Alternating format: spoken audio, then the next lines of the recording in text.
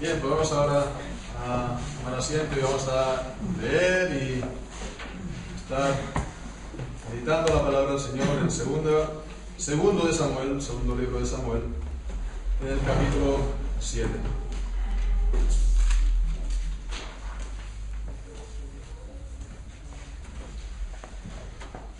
Dice así pues la palabra del Señor.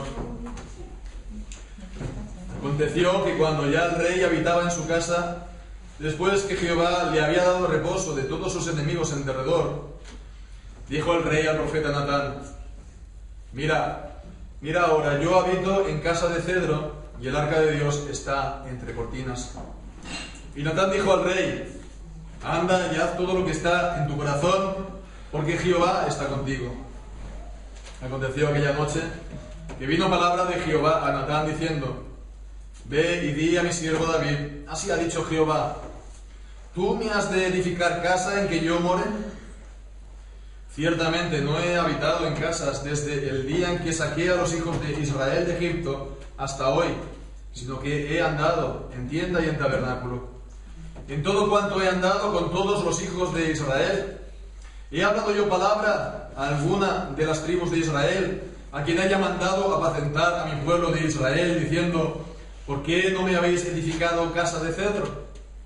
Ahora pues dirás así a mi siervo David: Así ha dicho Jehová de los ejércitos: Yo te tomé del redil, de detrás de las ovejas, para que fueses príncipe sobre mi pueblo, sobre Israel. Y he estado contigo en todo cuanto has andado, y delante de ti he destruido a todos tus enemigos, y te he dado nombre grande, como el nombre de los grandes que hay en la tierra. Además, yo fijaré lugar a mi pueblo Israel y lo plantaré, para que habite en su lugar y nunca más sea removido, ni los inicuos lo aflijan más como al principio, desde el día en que puse jueces sobre mi pueblo Israel, y a ti te daré descanso de todos tus enemigos. Asimismo, Jehová te hace saber que Él te hará casa. Y cuando tus días sean cumplidos y duermas con tus padres, yo levantaré después de ti a uno de tu linaje, el cual procederá de tus entrañas, y afirmaré su reino. Él edificará casa a mi nombre, y yo afirmaré para siempre el trono de su reino. Yo les haré a él padre, y él me será a mí hijo. Y si él hiciere mal, yo le castigaré con vara de hombres y con azotes de hijos de hombres, pero mi misericordia no se apartará de él, como la aparté de Saúl, al cual quité de delante de ti. Y será afirmada tu casa y tu reino para siempre delante de tu rostro, y tu trono será estable eternamente. Conforme a todas estas palabras y conforme a toda esta visión, así habló Natán a David. Y entró el rey David y se puso delante de Jehová y dijo: Señor Jehová, ¿quién soy yo y qué es mi casa para que tú me hayas traído hasta aquí? Y aún te ha parecido poco esto, Señor Jehová, pues también has hablado de la casa de tu siervo en lo porvenir. ¿Es así como procede el hombre, Señor Jehová? ¿Y qué más puede añadir David hablando contigo? Pues tú conoces a tu siervo, Señor Jehová. Todas estas has hecho por tu palabra y conforme a tu corazón, haciéndolas saber a tu siervo. Por tanto, tú te has engrandecido, Jehová Dios, por cuanto no hay como tú, ni hay Dios fuera de ti, conforme a todo lo que hemos oído con nuestros oídos. ¿Y quién como tu pueblo, oh Israel, nación singular en la tierra? Porque fue Dios para rescatarlo por pueblo suyo, y para ponerle nombre, y para hacer grandezas a su favor, y obras terribles a tu tierra, por amor de tu pueblo, que rescataste para ti de Egipto, de las naciones y de sus dioses. Porque tú estableciste a tu pueblo Israel por pueblo tuyo para siempre, y tú, oh Jehová, fuiste a ellos por Dios. Ahora pues, Jehová Dios, confirma para siempre la palabra que has hablado sobre tu siervo y sobre su casa, y haz conforme a lo que has dicho. Que sea engrandecido tu nombre para siempre, y se diga: Jehová de los ejércitos es Dios sobre Israel, y que la casa de tu siervo David sea firme delante de ti. Porque tú, Jehová de los ejércitos, Dios de Israel, revelaste al oído de tu siervo diciendo: yo te edificaré casa. Por esto tu siervo ha hallado en su corazón valor para hacer delante de ti esta súplica. Ahora pues, Jehová Dios, tú eres Dios y tus palabras son verdad, y tú has prometido este bien a tu siervo. Ten ahora a bien bendecir la casa de tu siervo, para que permanezca perpetuamente delante de ti, porque tú, Jehová Dios, lo has dicho, y con tu bendición será bendita la casa de tu siervo para siempre. Amén. Ocurre a menudo que pues, tenemos cada uno sus propias opiniones, sus propias visiones de las cosas, y que estas pueden ser, pues, a nosotros nos parecen justas, nos parecen bien, ¿no? Pero que en el fondo no se corresponden con la realidad, que tenemos una visión, pues, estrecha, ¿no?, de las cosas, no limitada, parcial de las cosas. Y entonces, bueno, pues puede venir un amigo, puede venir un hermano, ¿no?, y digamos que nos abra la visión a la realidad, nos haga extender la visión y ampliar la mira de nuestra visión, digamos, pues limitada y parcial, a todo lo amplia que sea en la realidad. Pues esto es lo que ocurre aquí. En este capítulo de la palabra de Dios, en este capítulo de la Biblia, nos encontramos cómo David parte de una visión bastante limitada acerca de Dios y su culto, su adoración, y que es... aquí no. Y que es entonces Dios, por medio de su profeta Natán, quien va a corregirlo.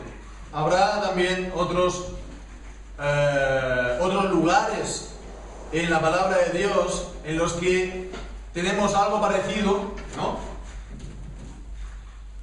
con los mismos actores, David, el Señor y Natán, aunque no digamos de una cosa tan, se puede decir, positiva, sino que será con motivo del pecado que tuvo David con Betsabé, lo cual pues no está muy lejos.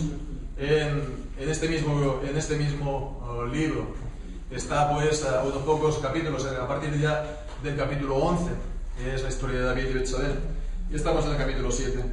Pero bueno, aquí es no por motivo de pecado, no por motivo de infidelidad.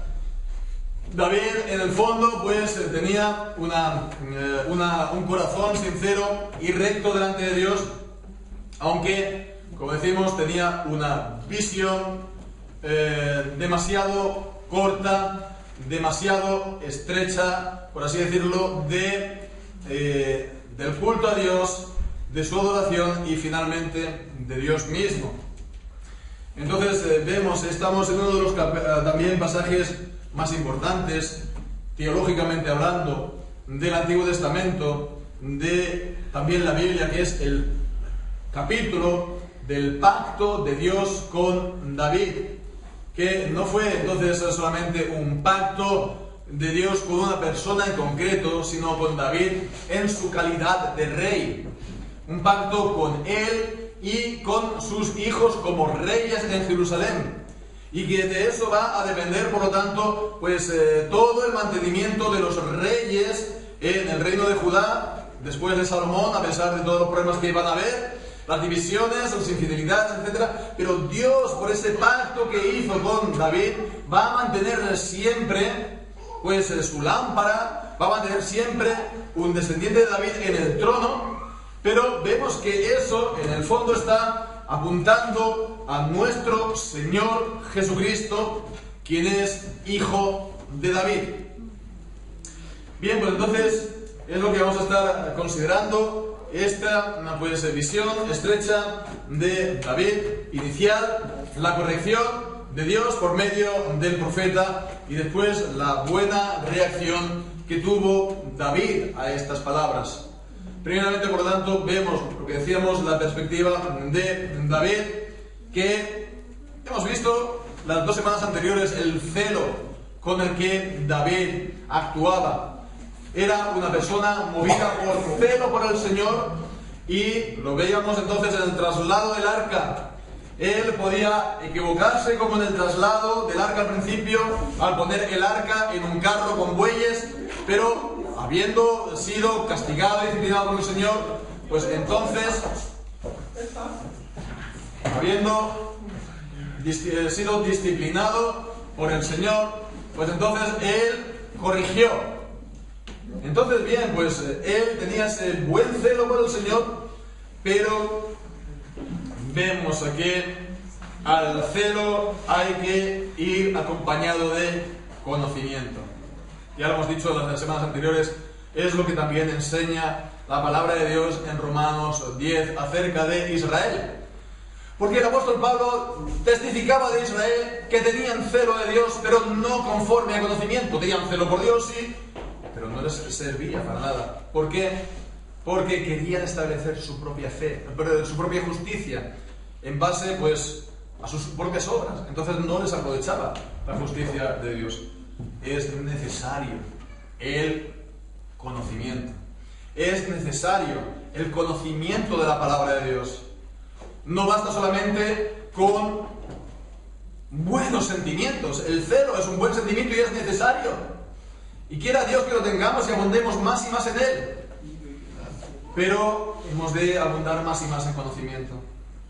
La palabra de Dios nos dice en Oseas: mi pueblo perece por falta de conocimiento. La falta de celo es también grave, pero el no conocer la palabra de Dios, vemos, lleva a un estado de miseria, perece por falta de conocimiento. Y en este caso, pues se está olvidando de la trascendencia de Dios, de su soberanía, que Él, Dios, está por encima de todas las cosas, que Él es el soberano, que Él es el todopoderoso. Y Él pues decía: mira, ahora, se lo dijo a Natán, ¿no? Yo habito en casa de cedro y el arca de Dios está entre cortinas. Es cierto, pero vemos por la corrección que da Dios por su palabra, que habría pues en estas palabras, en la actitud de David, al menos pues una cierta compasión por el Señor. Como cuando uno pues se autocompadece, ¿no? Ay, pobrecito de mí, que todo pues me sale mal, que yo soy la víctima de la vida, pues lo mismo, pero dirigiéndolo a Dios, ¿no?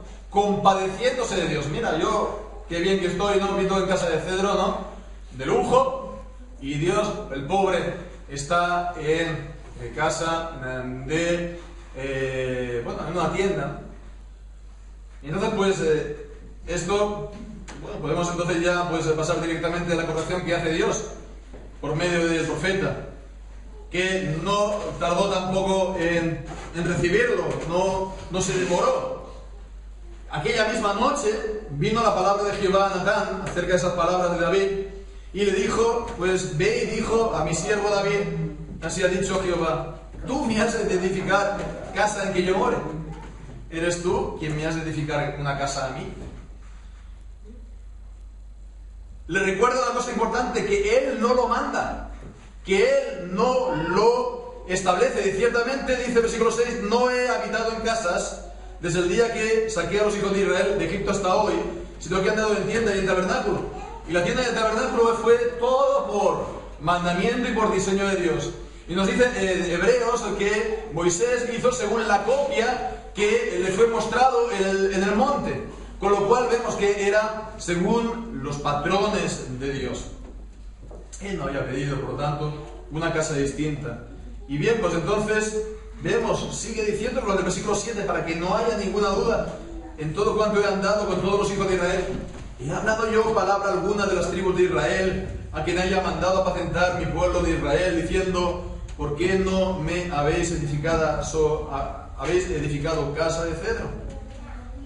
Pues entonces vemos que la palabra de Dios está aquí bien clara, confirmando todo lo que estamos viendo últimamente acerca del principio regulador del culto, que es la palabra de Dios que lo regula, que es que no tenemos el derecho a añadir otras cosas que no están ordenadas directamente por la palabra. Es cierto que al final, pues, Salomón construirá el templo. A pesar de estas palabras, el Señor accede y el Señor, por así decirlo, lo integra en sus planes, ¿no? Pasa lo mismo como con la monarquía de Israel. Dios no ordenó en principio, ni instituyó que hubiera rey en Israel. Y al final hubo rey de Israel, sí, pero fue porque el pueblo lo pidió y Dios accedió a ello. Accedió, sí. Pero vemos que tanto en uno como en otro, Dios está avisando al pueblo que no era su intención original y no era su propósito.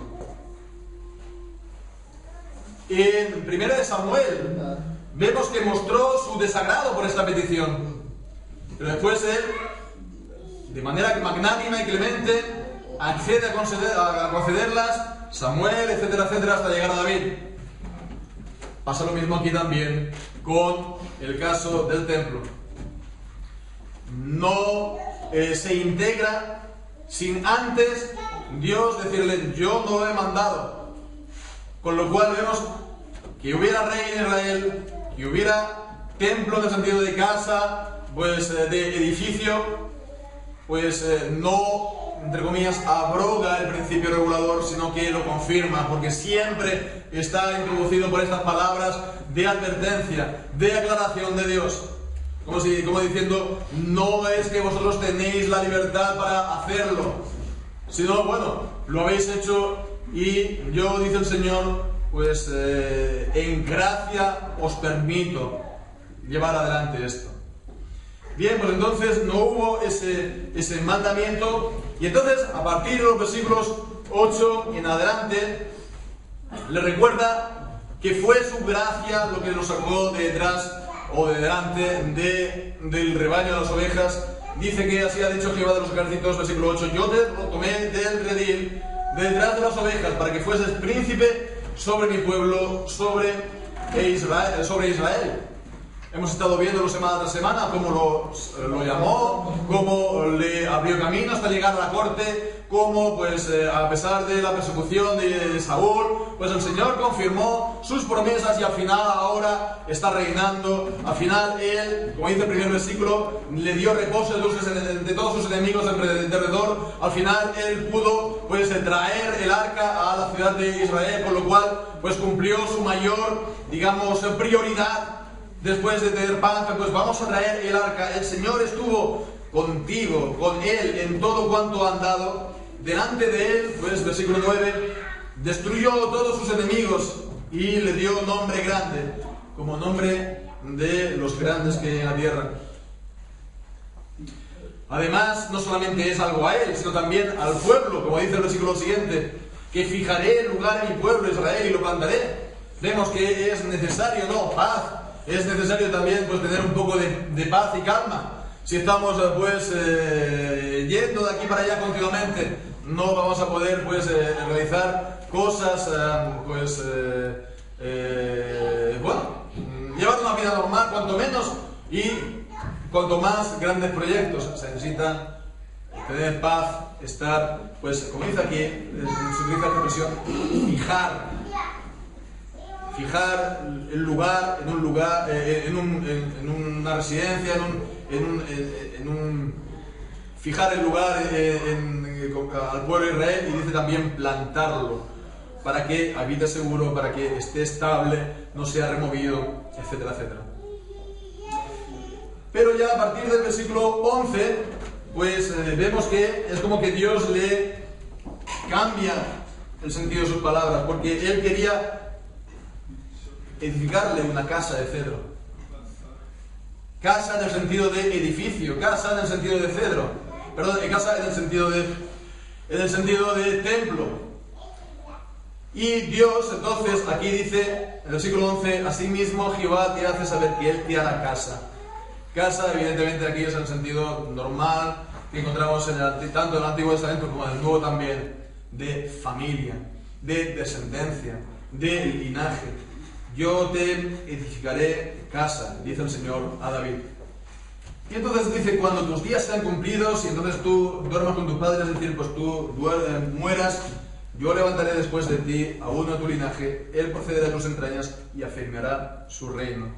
Él edificará casa a mi nombre y yo afirmaré para siempre el trono de su reino. En principio aquí está hablando de la persona de David, de Salomón, el hijo de David, quien sería quien materialmente iba a edificar esa casa o ese templo que Dios había accedido a que se construyese.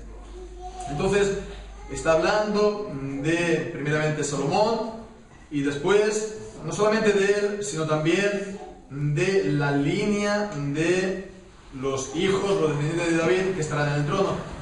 Yo le seré a él padre y él me será mi hijo. Si él hiciere mal, yo le castigaré con vara de hombres y con azotes de hijos de hombres. Y es lo que también estamos viendo, ¿verdad? Tanto en la persona de Salomón como también los hijos posteriores.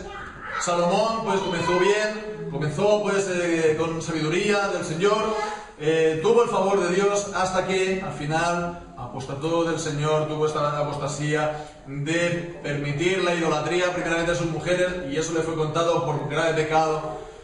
En fin, al final pues vendría la división a consecuencia del juicio y la disciplina de Dios, la división del reino. Y bueno, pues entonces los hijos, los descendientes de Salomón, todos eran de la descendencia de David. Al contrario de los reyes del norte, de las 10 tribus, ¿verdad? En la capital de Samaria. Allí pues se sucedían las dinastías. Había golpes de Estado y contragolpes de Estado y había una tremenda inestabilidad política. Sin embargo, vemos que en líneas generales los reyes de Judá, pues entonces eran reyes más bien piadosos, no todos, pero sí en líneas generales. Había una mayor estabilidad, los reinados eran más largos. Es cierto que también, pues, sobre todo con el episodio de cuando se emparentaron con la familia real del Reino del Norte, pues hubo también inestabilidad política, hubo también golpes de Estado. Una reina madre pues se iba a acabar con toda la descendencia de su propio hijo, sus propios nietos. Y bien, pues entonces sí, realmente hubo infidelidades al Señor, hubo disciplina del Señor, pero como dice aquí, el Señor no iba a apartar su misericordia de ellos. Yo los castigaré con vara de hombres y con azotes de hijos de hombres, pero mi misericordia no se apartará de él como la aparté de Saúl, al cual quité delante de ti.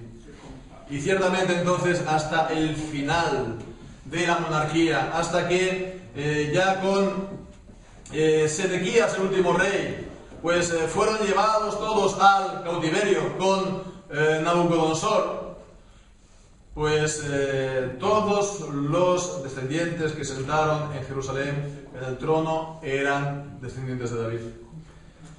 Pero vemos que después del exilio ya no vendría más ningún descendiente de David a ocupar el trono, y sin embargo las palabras de Dios no pueden fallar.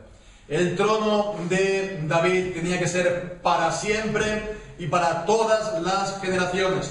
Y es por eso que Israel estaba esperando que viniese el hijo de David, el Mesías, que vendría a traer el reino a la tierra, el reino de David y el cumplimiento de las promesas que Dios pues le hizo. Versículo 13: Él edificará casa a mi nombre, y yo afirmaré para siempre el trono de su reino. O en el versículo 16: será afirmada tu casa y tu reino para siempre delante de tu rostro, y tu trono será estable eternamente. Y estas palabras, por lo tanto, encuentran su cumplimiento en Jesucristo, el Hijo de David, descendiente de David según la carne. Por lo tanto, realmente él se había encarnado, era realmente hijo de David en la carne. Fue hecho Cristo en el vientre de María, y María también era descendiente de David, por un lado, como también, por otra parte, lo era su padre, digamos, adoptivo, se puede decir así, José.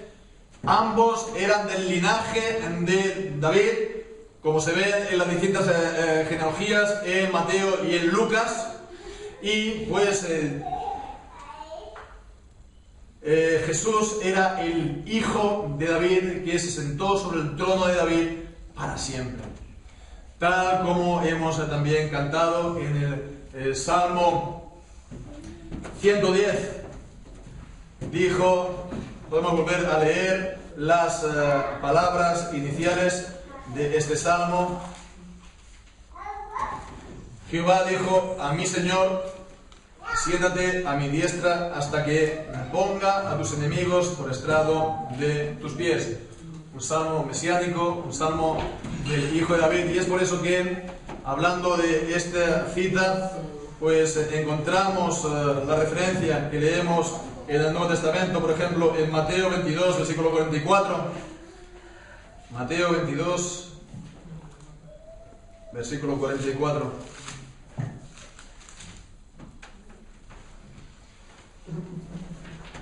Vamos a leer ya a partir del versículo 21. Estando junto a los fariseos, Jesús les preguntó: ¿qué pensáis del Cristo? ¿De quién es hijo? Y le dijeron: de David. Él les dijo: pues ¿cómo David en el Espíritu le llama Señor, diciendo: dijo el Señor a mi Señor, siéntate a mi diestra hasta que ponga a tus enemigos por estrado de tus pies? Dijo Jehová a mi Señor.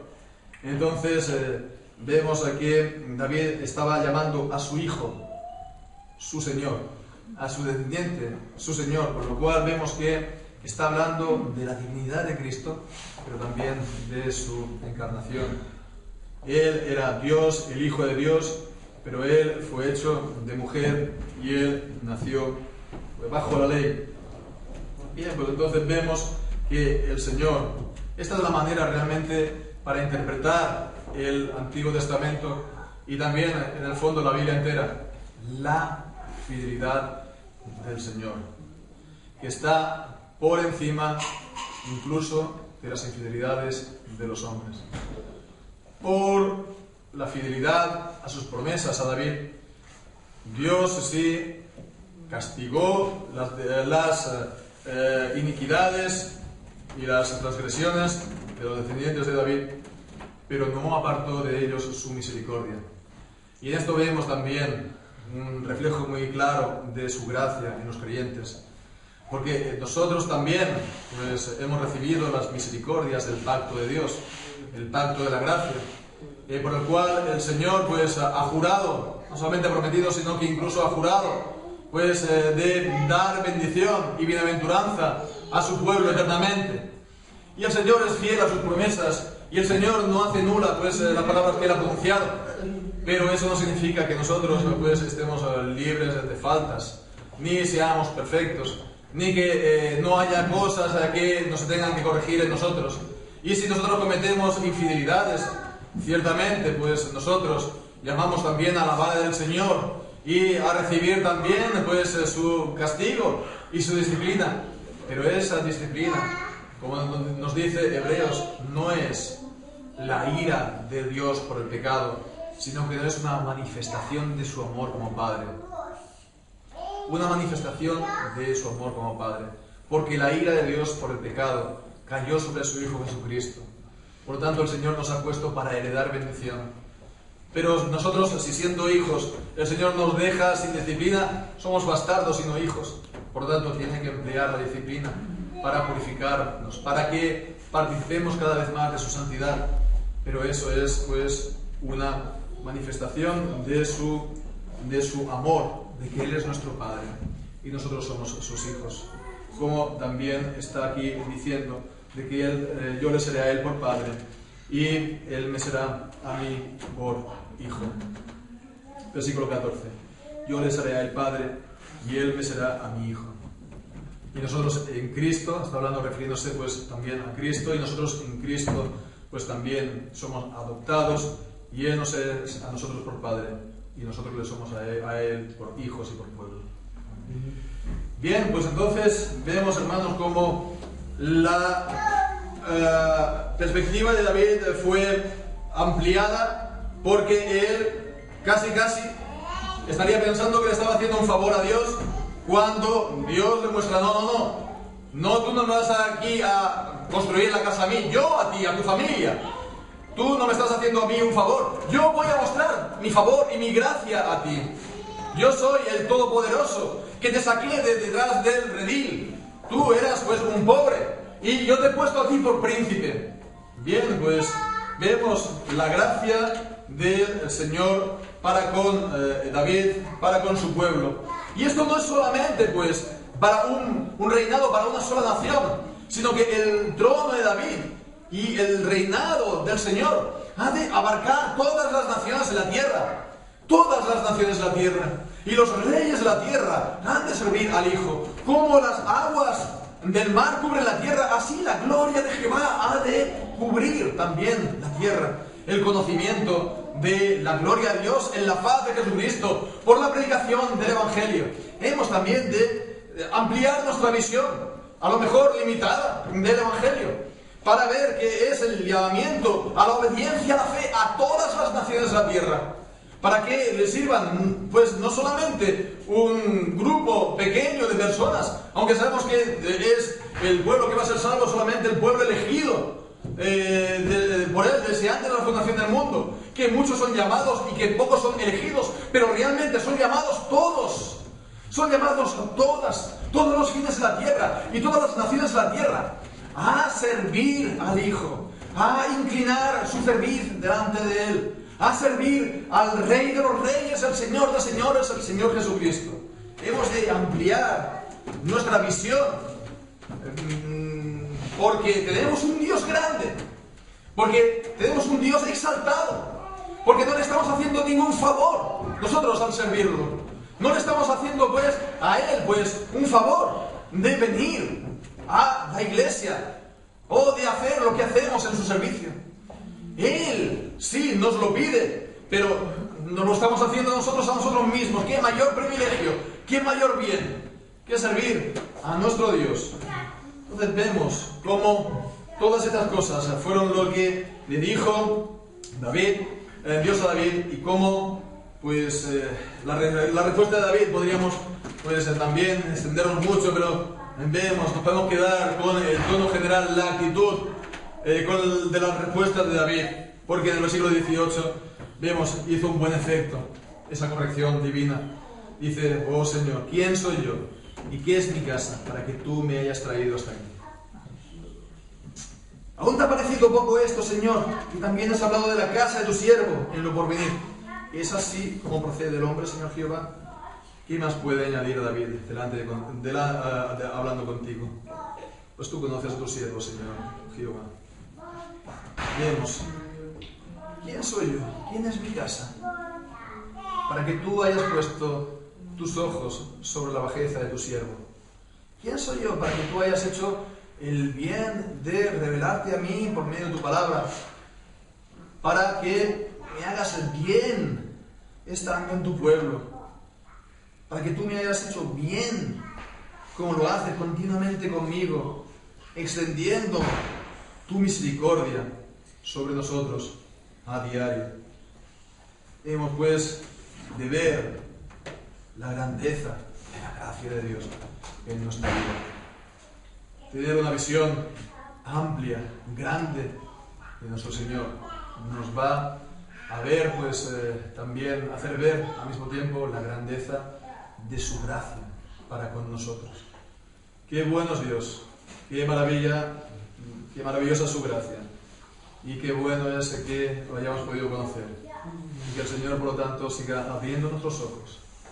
Que nuestra oración sea la de Moisés: Señor, muéstranos tu gloria, para que, aunque nos tengamos que ver pequeños, pero que lo veamos cada vez más y más como Él es, el único Dios verdadero. Pues que así sea, hermanos. El Señor sea la gloria. Amén. Amén.